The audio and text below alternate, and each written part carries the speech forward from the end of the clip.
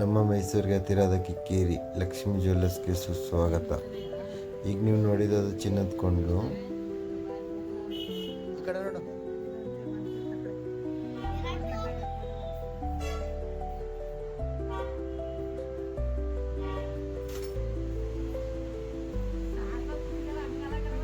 ನೀವು ನೋಡಿ ಚಿನ್ನದ ಕೊಂಡಲ್ಲಿ ಪಾಪಕ್ಕೆ ಚುಚ್ಕೊಡ್ತೀವಿ ನೀಟಾಗಿ. ಆಮೇಲೆ ಅದು ಯಾವುದಕ್ಕೂ ಸಿಗಾಕೊಂಡಂಗೆ ನೀಟಾಗಿ. ಒಬ್ಬೊಬ್ರು ಏನು ಮಾಡ್ತಾರೆ ಅಂದರೆ ದೇವಸ್ಥಾನಕ್ಕೆ ಅಕ್ಕಿ ಹೇಳ್ಕೊಂಡಿರ್ತಾರೆ, ಅವ್ರು ಕಿವಿ ಚುಚ್ಚಿಸ್ತಾರೆ. ಇವಾಗ ನಮ್ಮ ಅಂಗಡಿಲಿ ರೆಗ್ಯುಲರಾಗಿ ಬರೋವಂಥದ್ದು. ಹೋದ ಸಲಿನೂ ಅವ್ರ ಪಾಪಗೆ ನಮ್ಮ ಅಂಗಡಿಲಿ ಕಿವಿ ಚುಚ್ಚಿದ್ರು. ಸೊ ಈ ಸಲಿನೂ ನಮ್ಮ ಅಂಗಡಿಗೆ ಬಂದಿದ್ದಾರೆ. ಮತ್ತು ನಾವು ಯಾಕೆಂದರೆ ನೀಟಾಗಿ ನೋಡ್ದು ಕೊಡ್ತೀವಿ ಕಿವಿಗೆ, ಅಂದರೆ ಬಟ್ಟೆಗೆ ಸಿಗಾಕೊಳ್ಳೋದು ಆ ಥರ ಎಲ್ಲ ಆಗೋದಿಲ್ಲ. ಯಾಕೆಂದರೆ ನೀಟಾಗಿ ನುಗ್ದು ಕೊಡ್ತೀವಿ. ನೀವು ನೋಡ್ತಾ ಇದ್ದೀರಿ ಈ ವಿಡಿಯೋದಲ್ಲಿ ನೋಡಿ. ಹಂಗೆ ಈಗ ಪಾಪು ಕಿವಿ ಚುಚ್ಚಾಯಿತು. ಕಿವಿ ಚುಚ್ಚಿದ ಮೇಲೆ ಈಗ ಏನು ಮಾಡ್ತೀವಿ ಅಂದರೆ ಅದು ಹಿಂಗಡೆ ಬ್ಯಾಕ್ ಸೈಡಿಂದ ನುಗ್ದು ಕೊಡ್ತೀವಿ. ನುಲಿಯೋದು ಯಾವ ಥರ ಅಂದರೆ ನೀಟಾಗಿ ಆ ತಂತಿ ಇರುತ್ತಲ್ಲ ಬ್ಯಾಕ್ ಸೈಡಲ್ಲಿ ವೈರಪ್ ಥರ, ಅಂದರೆ ಹಿಂಗಡೆ ನೀವು ನೋಡ್ಬೋದು ವೀಡಿಯೋದಲ್ಲಿ ತೋರಿಸ್ತೀವಿ ನಾವು. ವೈರಪ್ ಥರ ನೀಟಾಗಿ ನುಗ್ಸ್ಕೊಡ್ತೀವಿ. ಅದು ಯಾವುದಕ್ಕೂ ಸಿಗಾಕೊಂಡಂಗೆ ನೀಟಾಗಿ ಆ ಚೂಪು ಇರುತ್ತಲ್ಲ ಆ ಚೂಪಿನ ನೀಟಾಗಿ ಮಡ್ ಮಾಡಿಬಿಟ್ಟು ನೀಟಾಗಿ ಚುಚ್ಕೊಡ್ತೀವಿ. ಪಾಪು ಅಳ್ತಾ ಇದೆ, ಬಟ್ ಏನು ಮಾಡೋಕ್ಕಾಗುತ್ತೆ. ಪಾಪು ಇಟ್ಕೊಳ್ಳೋಕ್ಕೆ ಒಂದು 2-3 ಜನ ಬೇಕು. ನೋಡಿ ಎಲ್ಲ ಬಂದಿದ್ದಾರೆ, ಫ್ಯಾಮಿಲಿ ಸಮೇತ ಬಂದಿದ್ದಾರೆ ಇವಾಗ. ನೀವು ನೋಡ್ಬೋದು ಪಾಪು ಅಳ್ತಾನೇ ಇದೆ ಅವಾಗಲಿಂದ.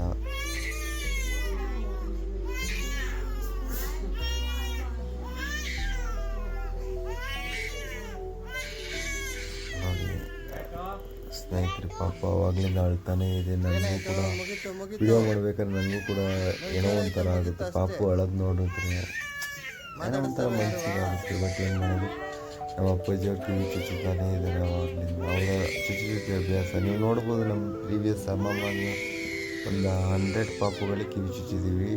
ಅಂದರೆ ಈಗ ವೀಡಿಯೋಸ್ ಹಾಕಾದ್ಮೇಲೆ, ವೀಡಿಯೋಸ್ ಹಾಕೋಕ್ಕಿಂತ ಮುಂಚೆನೂ ನಮ್ಮ ಅಪ್ಪಾಜಿಯವರು 10 ವರ್ಷದಿಂದನೂ ಚುಚ್ಚಿದ್ದಾರೆ. ಸೊ ಸುಮಾರು ಹುಡುಗರು ಕಿವಿ ಚುಚ್ಚಿದ್ದಾರೆ. ಹಾಗೇನಿಲ್ಲಾಗಿ ನಾವು ಹೊಸ್ದಾಗಿ ಚುಚ್ತಾಯಿದ್ದೀವಿ ಅಂತ ಆ ಥರ ಏನಿಲ್ಲ. ಬಟ್ ನಾವು ಸುಮಾರು ವರ್ಷಗಳಿಂದ, ಸುಮಾರು ಒಂದು 10 ವರ್ಷದಿಂದನೂ ಕಿವಿ ಚುಚ್ತಾನೇ ಇದ್ದೀವಿ ಪಾಪುಗಳಿಗೆ. ಸೊ ಈ ಪಾಪುಗೂ ನಾವು ಚುಚ್ಚಿದ್ದೀವಿ ನೋಡಿ. ಅದು ಚಿನ್ನದ ಕೊಂಡಲ್ಲೇ ಚುಚ್ಚೋದು ನಾವು. ಈಗ ಬೇರೆ ಕಡೆ ಹೋದರೆ ಅದು ಏನು ಮಾಡ್ತಾರೆ ಅಂದರೆ ಗನ್ ಶೂಟ್ ಎಲ್ಲ ಮಾಡ್ತಾರೆ. ಸೊ ನಾವು ಗನ್ ಶೂಟ್ ಎಲ್ಲ ಮಾಡೋದಿಲ್ಲ, ಚಿನ್ನದ ಕೊಂಡಲ್ಲೇ ಡೈರೆಕ್ಟ್ ನಾವು ಚುಚ್ಕೊಡ್ತೀವಿ. ಆಚಾರಗಳು ಹೆಂಗೆ ಬಂದಿರ್ತಾರೆ ಸೇಮ್ ಅದೇ ಥರ ನೀಟಾಗಿ ನೋಡ್ತಿರ್ತೀವಿ.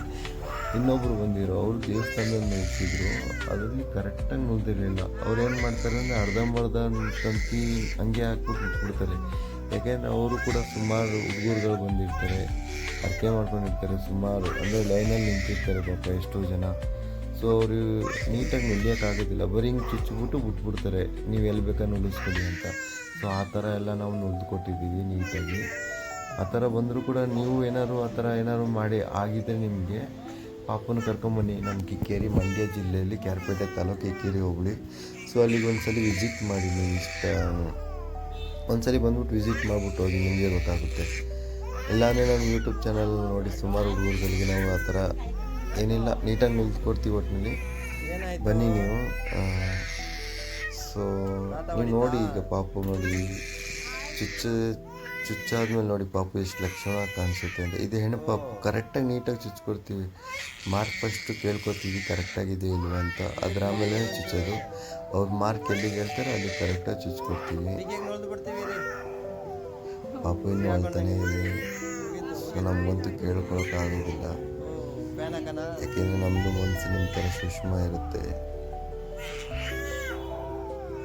ಕಣ್ಣಿನ ಔಷಧಿ ಹಾಕಿದ್ದೀವಿ, ಕಿವಿಗೆ ಗಾಯ ಆಗಬಾರ್ದು ಅಂತ. ಆಗೋದಿಲ್ಲ, ಬಟ್ ಆದರೂ ನೋಡಿ ಅವ್ರ ಅಪ್ಪಾಜಿ ಬಂದಿದ ತಕ್ಷಣ ಕರ್ಕೊಂಡೇ ಹೊಂಟೋದು. ಆಮೇಲೆ ಮತ್ತೆ ಕರೆದು ಸ್ಮೈಲ್ ಕೊಡಿ ಅಂತ ಹೇಳಕ್ಕೆ ಹೇಳಿದ್ರು ಪಾಪುಗೆ. ನೋಡಿ ಈಗ ಸ್ಮೈಲ್ ಕೊಡುತ್ತೆ ಪಾಪು. ಫ್ಯಾಮಿಲಿ ಒಬ್ಬರು ಪಾಪು ಕಿವಿ ಚುಚ್ಚೋಕ್ಕೆ ಎಷ್ಟು ಜನ ಬಂದಿದ್ದಾರೆ.